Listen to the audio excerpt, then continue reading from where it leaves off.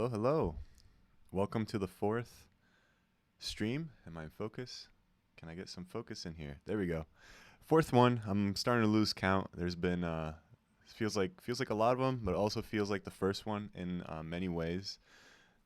Let me see if I can do something about this focus. Yeah, I'm getting some funky colors in here today. I think that's why the camera is having some issues.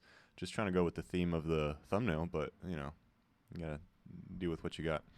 So yeah, today is super exciting. Welcome to everyone that's new to the live stream. Today we're talking a lot about B-roll and how to shoot it, how to film it, how to edit it into your timeline. So it's definitely going to be very exciting.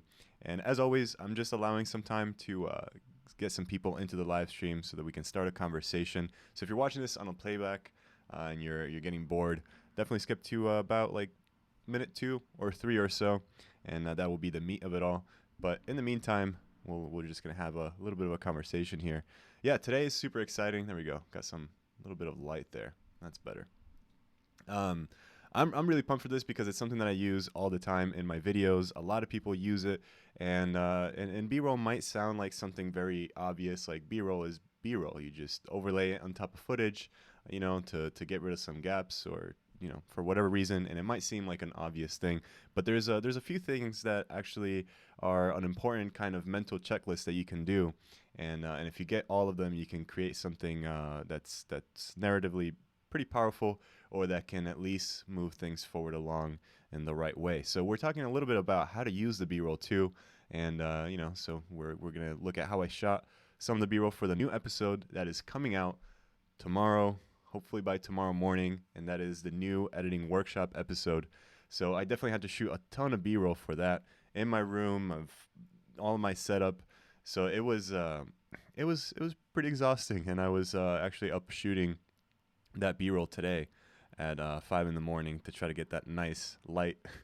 So I'm very tired. We're definitely cutting it close. I'm still finishing up the edit for that tonight. That's gonna be up tomorrow for you guys. So I'm running on very little sleep, and hopefully you guys will enjoy this live stream and tomorrow's episode, and then hopefully that will make it all worth it. All right, so I'm seeing some people in the chat. Definitely say hello and tell me where you're from. I always I'm curious about that. And today's topic is B-roll, everything about B-roll, how to shoot it, and how to edit it. So let's get this started.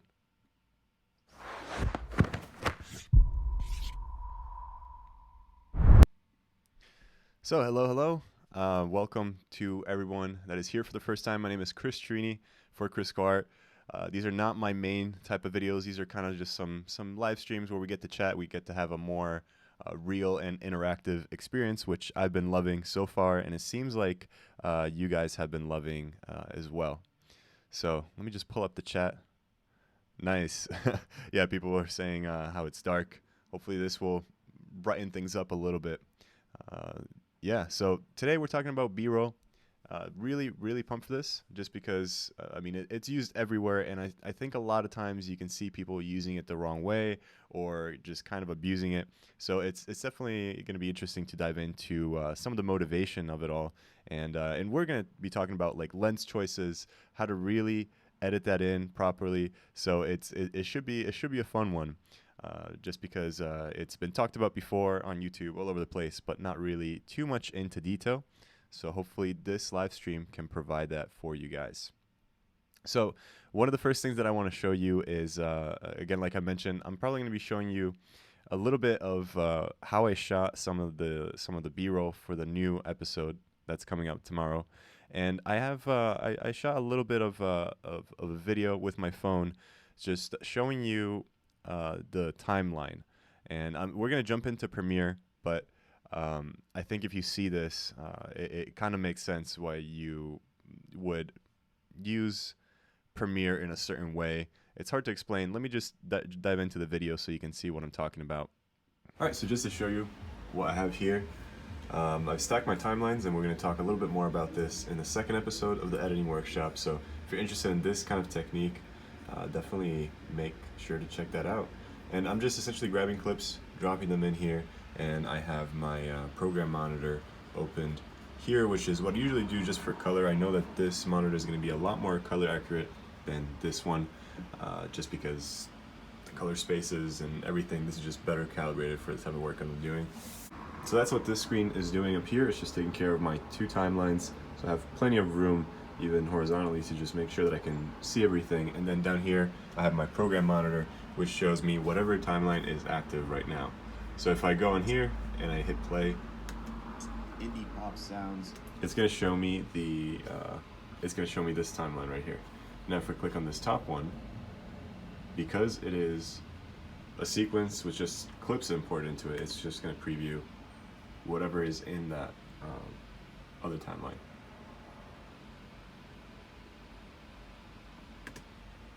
So there we go. I am going to show a few different ways of doing this, probably even a better way of doing this. But if you're just dragging and dropping some B-roll real quick into a sequence that you already made, this option isn't too bad. Okay, so over there you saw that I just pretty much stacked my two timelines on top of each other.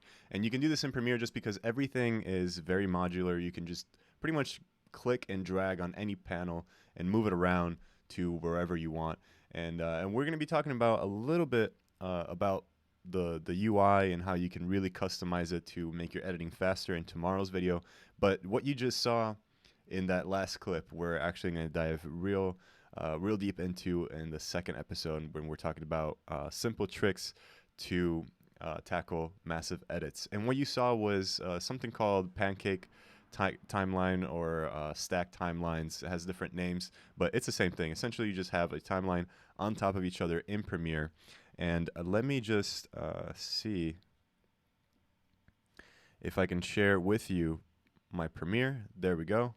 So we are in Premiere, and you're seeing essentially what my setup was for this episode that I've been working on day in and day out, which I can't wait for a break. But so you can see here we have two timelines, one on top of each other, and I've actually expanded the thumbnails of this one. So see how you can kind of double click in these sections over here and it collapses them, or you can expand them. And if you expand them quite a bit, of course, by see how that changes, you can make plenty of room for whichever video track you want. And that's what I did for this timeline. And that is because then you can see the thumbnails of the beginning of each clip. So you have a little bit of a preview of what you have going on this top timeline. And the reason why that is useful is because whenever you have this sort of configuration for a stacked timeline, that means that you can then grab... Oh, okay. I also should have saved a copy of this because this is the actual workshop episode. I hope I didn't mess anything up. But let me try that again. All right. So if I grab this clip, see how I can just drag it from one timeline to another one? There we go. That's the clip that we just dragged in. My program monitor pops up. And now this clip is right in here in our timeline. I'm going to close this just because you guys don't need to see that. So that's the benefit of using this type of configuration. You can literally see and have a bunch of clips that you've selected. You know, you can select some in and out points just to make it a little bit easier, but essentially you just have a select reel in one timeline, and then you have your main timeline on the other one on the bottom. Doesn't matter, whichever you prefer. And then from there you can just drag and drop these clips into your main timeline. So I'm going to delete that just in case I messed anything up. And yeah, this is stacked timelines. So I think that is a really powerful tool, and this is just the first step to it. In the second episode, again, this could be a whole topic on its own. So we're gonna dive into it much deeper, and I'm gonna show you different methods, even a slightly longer one that can give you some additional benefits. So that is essentially that as far as the editing side of B-roll.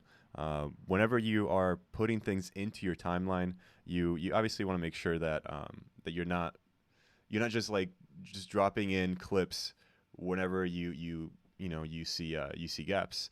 There's actually a lot of reasons why you might want to use B-roll, and it's not just to add some visuals on top of, for example, someone speaking, just because that might get a little boring. That's definitely a reason. You know, you can use it to spice things up. but you know, you can also use it to add a bunch of variety to your shots. You know, you can use it to cover up some mistakes. A lot of times in music videos, there's a performance, and the singer or rapper or whoever might make a mistake, or they might forget a little bit of a lyric, or they might do something awkward with their face or something. And having a little bit of B-roll to cover that up can really help with keeping a take that might look really great except for one little bit of moment, and then you can just add a little bit of B-roll on top of that, and you can fix it that way. You can also use it to move things along. You can also use it to change the direction of your story. If you use B-roll the right way, if you are doing documentary work, or if you have some sort of narrative that requires B-roll, using B-roll in a very effective way, in a way that has a direction to the B-roll or to the events that are happening in the B-roll, can really help move your story in a certain direction. And it also helps with establishing location, establishing the tone, or maybe even just establishing the pace of things. You can have some opening shots, you know, maybe some drone footage, or something to really show the geography of the place, the time of day, all those things that could be really crucial to setting a scene. So this has been used a ton by really popular vloggers like Casey Neistat. He does this all the time. He uses drone footage. He will have certain B-roll clips here and there, and you can really, I really kind of want you to do this bit of exercise next time you watch one of his videos or any other, major vlogger. Try to picture the video without any B-roll, and just how boring that would be. It would just be someone talking, and not a lot going on, not a lot of story progression. Again, that's where B-roll really helps to bring your story forward. So I'm gonna cut to another video that I shot earlier while I was shooting the B-roll for the new episode, and we're just gonna dive into how to shoot the B-roll, and most importantly, what lenses you might want to pick, and my personal choices for the B-roll that you will be seeing in tomorrow's episode.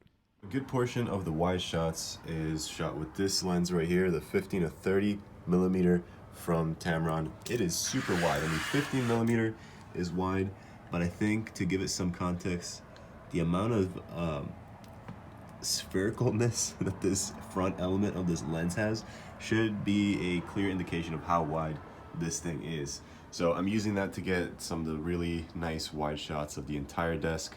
Pairing that with a slider, moving in, you get some real nice epic parallax, especially when you have some things in the foreground kind of moving past the camera. I'm using this new lens that I borrowed from my friend Gavin Ash. He's a great DP. He definitely knows what gear to own, and he also paired it with this ND filter. You can twist it to regulate how much light you're cutting off. Of course, from Tiffin, great company. You have a bunch of step-up rings to adapt it to this lens, and this lens is a vintage lens, super old, but it gives you some really cool characteristics that a lot of the new modern lenses don't give you.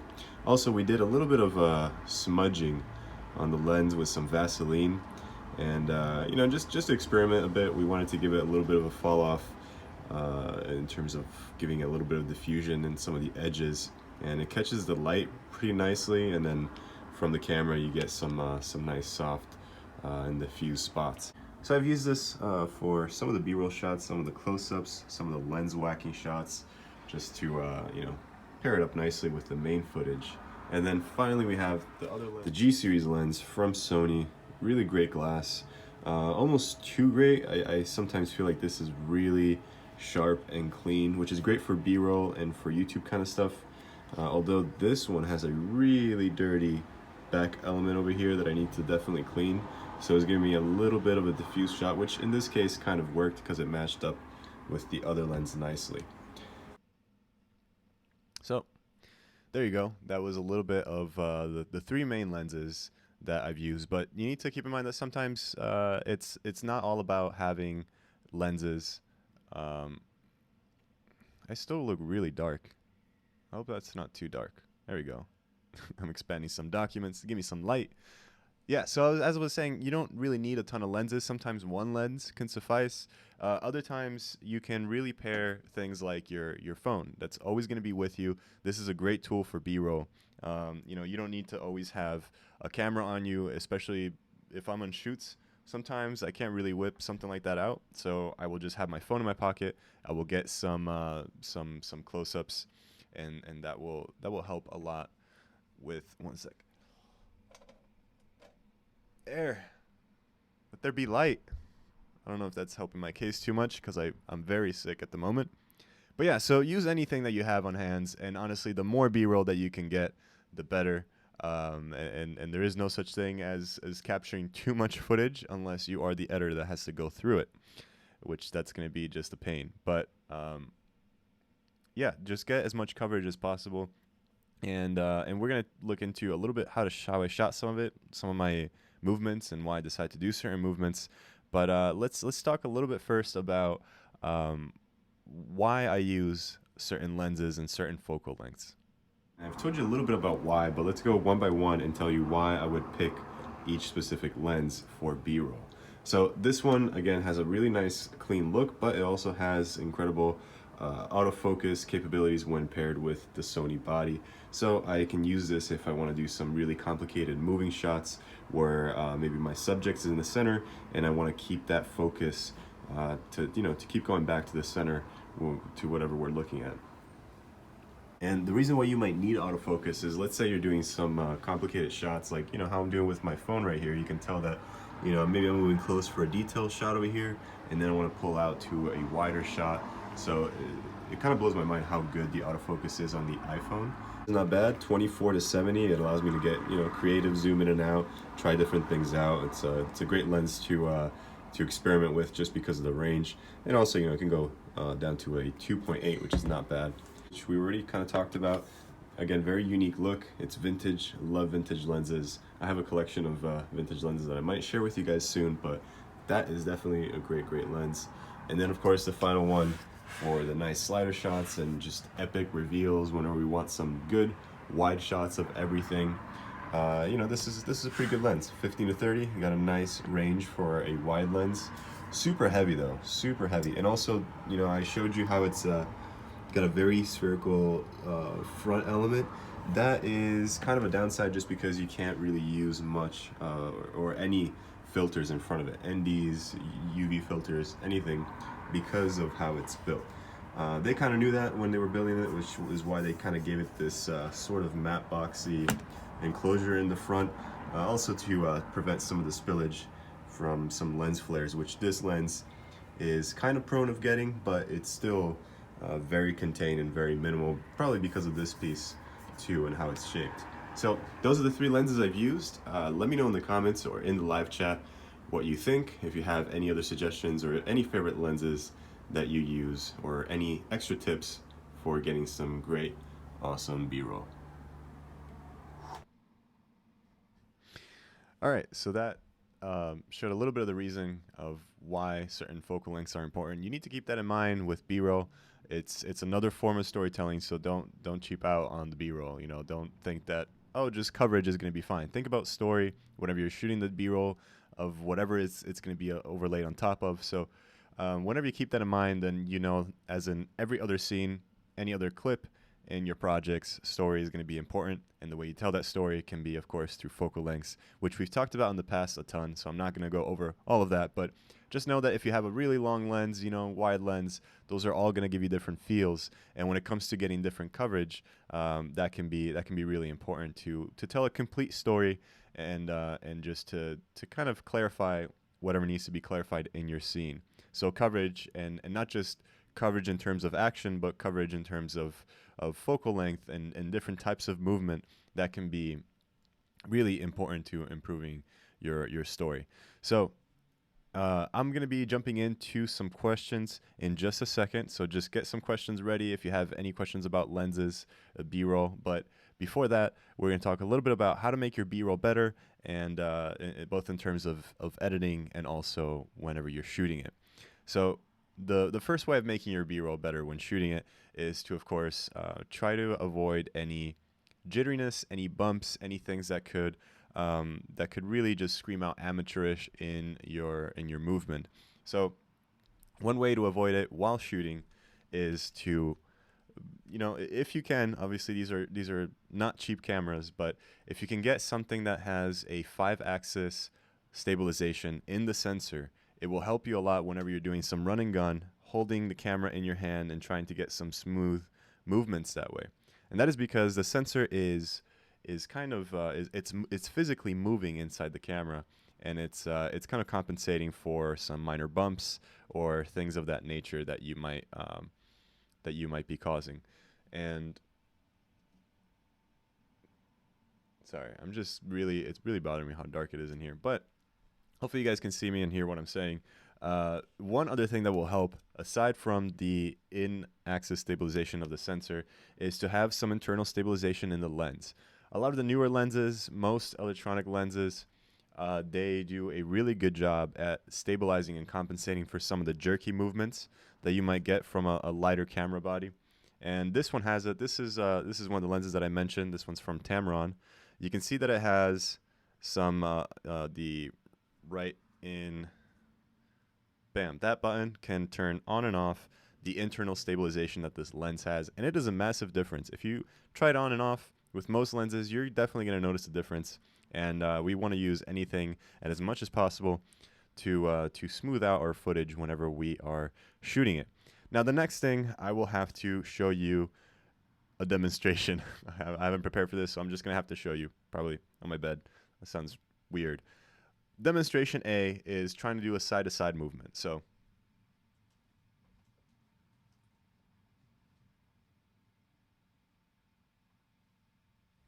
aside from that looking very weird and odd, it's also going to affect your footage in a bad way, because you're planting yourself and then you're doing the movement.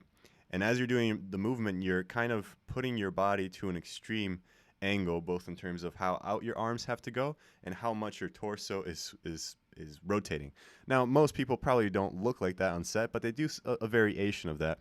And I'm going to show you exhibit exhibit B, where you can kind of place yourself in a different stance whenever you're generating movements. And the key to this that you're going to see now, hopefully it doesn't look too ridiculous, is to plant one of the feet in your ending position so that you have that range and you're not causing too much stress on your body, which might cause some extra shakes, or anytime that there's that sort of stress, it might affect the shot. So let me just show you what that looks like. So instead of being planted like this, you spread out, and this way I have that range. Now that might have looked completely ridiculous, but I guarantee you, if you try it whenever you're shooting and you can allow yourself to plant one foot in the end position of it, so also that means that you need to have the movement already in mind. Whenever you do that, it allows for a much smoother and much more controlled shot than whenever you're contorting yourself into different odd positions. So that's another thing. Whenever you're doing your movements, don't just do them. Think a little bit ahead of time. Know what the movement's going to look like from A to B. Place yourself in a way that makes sense for that, and then just try to be as steady as possible. And if you see that you mess up, don't be afraid. Just start over. And then that brings me to one kind of idea that might sound very contradictory, but that is to use most of your B-roll, but also don't use most of your B-roll. I know that sounds weird, but what I mean by that is that most of your footage isn't going to be at 100%. If you have a selection of clips that are really good, and you want to try to squeeze in a cool shot that just has a little bit of a minor bump or some minor issue, no matter what, that's always going to bring down the level of quality of everything else. That's the same thing with shorts and all of that. So I would say be very selective, cut the fat, and make sure that you are using the best clips. So that's what I mean by don't use most of your B-roll. But what I do mean by saying use as much as possible is to of course use the select part of the B-roll that you like, but then go back and look at any kind of rejects that you might have thought, oh, this clip or this take is garbage, really go through it and look for some special moments, because sometimes that can happen and it can be very surprising, and you can even use it as a transitional element. So once you have your main selection done, go back, watch all the B-roll again, and try to find any cool special moment. And this works especially if you've laid out the B-roll already and you go back and you try to find little clips here and there, little sections that can sweeten the whole thing a little bit some more. So that is pretty much what I mean by that, and that is especially true if you're doing shorts, music videos, or anything specifically related to the fashion world. Some of the best moments that I've gotten in some of my shorts and some of my fashion commercials have been just off camera, in between takes, right before action. You get some very candid and real moments that you can incorporate into your video. So of course it helps shooting in slow-mo, so any little smile or a small subtle movement or whatever that you might like can be intensified, and that couple of split seconds of accident can be expanded and slowed down into a real beautiful moment. So that's another way of making your B-roll look great. It is to use slow motion whenever it is safe. If you're getting coverage, if you're trying to get an event or something that you can't really repeat, shooting in slow-mo is a nice idea, because you can always convert those frames back to 24 frames per second or whatever you're shooting or using in your timeline, but you can never slow things down past that. So just having those extra bit of frames and shooting in slow-mo, it can allow you to play back normally or get some nice slow-mo shots, because those are always nice. So another way of improving your B-roll in post would be by using warp stabilizer, by using any kind of stabilization software, especially when we're talking about doing the handheld stuff, when you're being real close to, you're trying not to shake things up. Well, sometimes you do, and the take doesn't necessarily have to be lost. You can always use warp stabilizer or try to even manually keyframe things right inside Premiere or in After Effects if you want to get fancy, and that can help with saving some footage that might otherwise be lost. Then finally, another way of doing it would be color grading. Obviously, make your footage pop, make it fit with the rest of your story or whatever you're overlaying it on top of. And then finally, transitions, overlays, any kind of stuff like that. And we're gonna run out of time, but I'm just gonna see if I can show you something really, really quickly. Let me see if I can pull this up. Okay, so jumping into Premiere, I want to show you a section. This is a monster section of B-roll. This is pretty much entirely made up of B-roll. It is for the sponsor section of tomorrow's episode, which, spoiler, it's going to be Artlist, because they are amazing. And no, they're not sponsoring me to say this. I'm literally telling you my genuine thoughts. I'm so happy that I got them as a sponsor, because I use their platform for music in all of my videos. All the music that you hear in all my videos, pretty much for the past year or more, it all comes from Artlist. They have the best quality. So, but without turning this into a sponsor segment, I want to show you how there's this moment right here. And you won't be able to see the clip, also because I want to keep it as a surprise for tomorrow.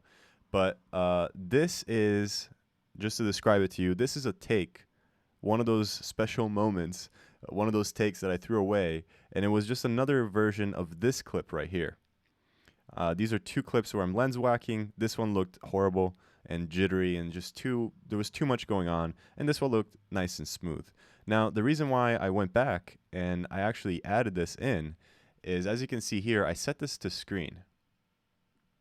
And you know what? For the purpose of this, I probably should. Let me just show you what that looks like. Otherwise, it'll be pretty hard to understand. Okay. So we have this clip. If it ever decides to load, this is going to be really laggy. I'm doing all this from a laptop, but yeah, we might not be able to see anything. But the main point of it all is that this was a bad take that I decided to speed up, overlay on top of everything with screen mode, so it's kind of like this light type of stuff. And because it's lens whacking, there's a lot of light leaks coming in. I wish this would load to give you an idea. But anyways, this gets faded in and it acts as a transition, and then it fades out here. So because it is the same clip but just a different take, and it's a lot more jarring and jitteriness, I've actually used that to transition into that second part of the clip. It's not too important to see it, but the concept I think, is pretty important because you can make your own transitions. You don't have to go and buy packs, with light leaks and transitions. That's cool. You can do that. But if you're getting B-roll, right then and there, try to capture some clips with some lens whacking, just throwing things out of focus. Just get really creative. Shoot through things. Shoot through prisms, through glass, and you can get all these cool optical effects that you can then get little portions of and overlay, just like you're seeing right here, where we have a dissolve up and a dissolve out, and that just helps tie in things together. And I've done this over and over. You can see here another one. There's just like a few instances of those up here as well, and that really helped with gluing everything together and making sure that everything was still cohesive. It felt like it was coming from the same environment, the same lighting, because it wasn't some random third party pack. It was the actual same room, the same lights, and by having those different effects, again, you can elevate not only your B-roll, but creating transitions for your B-roll from those clips. So there we go. That's all I have to say for this. Hopefully I didn't skip anything. If you guys can think of any other tips, general knowledge, or anything you want to share in the live chat or in the comments, if you're watching this as a playback, definitely let me know right now. I'm going to switch over to the live chat. Bam. Hello, Eric. Hello, Roxy. Hey, nice. So Alora said, late again. Yeah, I don't know if you're talking about you being late to the live stream or me being late to live stream. I'm definitely late this time. I've been so overwhelmed with the new workshop. I've literally been just shooting and editing and trying to get it all done in time. So that was that was kind of crazy. I was about to cancel this live stream because I was so overwhelmed, and I'm still a little sick, but we're doing it anyways because I had some cool stuff to share with you guys, and hopefully you enjoyed it. Ovan says, "Damn, I just got here." No worries, you will be able to see this very shortly as a playback, but this ties into something that I forget to do all the time. I'm glad that you guys are here because we're actually going to be doing a giveaway, and I forgot to send out things, the pack that I mentioned last time. And let me just show you what the pack is. There we go. It's this free grunge paint texture pack. It's the part 2 to this. The first part had like 30 or 35 textures, something crazy like that. And I gave that away, so it's done. There's no going back. Those emails get sent out only once, and that's why I didn't want to send part 2 midweek just because I forgot. So I was just gonna wait until this live stream to say that there is still time to sign up. If you want to get free textures, sign up for my VIP mailing list where I send out free stuff every week, free assets, free things that you can use as an editor, as a filmmaker. So definitely sign up for that. If you want to do it right now, that's fine. You also have about an hour after the stream is over, because then I will definitely send out that email, because otherwise I'm going to forget. So that is coming out. So you are still on time to sign up for that. Anyways, also I should probably say where. You can go to kriscoart.com/free, or you can find the first link in the description that says giveaway, and that is how you can enter. And again, once that email is sent out, it doesn't get sent again, because all of these assets that I'm sending out for free are actually going to be part of larger packs that are going to be for sale on my website. So I'm doing this as a token of appreciation to whoever's tuning in on these live streams. Hopefully it can be a little bit more consistent, and they will be at 7 p.m. Pacific Standard Time from now on. But for those of you that are here, you get some free stuff. So definitely sign up for that. I am sick. I am tired. I need to get some rest. For tomorrow, I'm probably gonna go to Cine Gear, and that should be interesting. So I'm gonna end it here. If you guys have any other questions, nice. Dow said just signed up. Great, you will be getting some free stuff, which is always exciting. All right, so that was B-roll, and I'm trying to find where the outro is. I wish you could see my setup right now. It's kind of overwhelming. Um,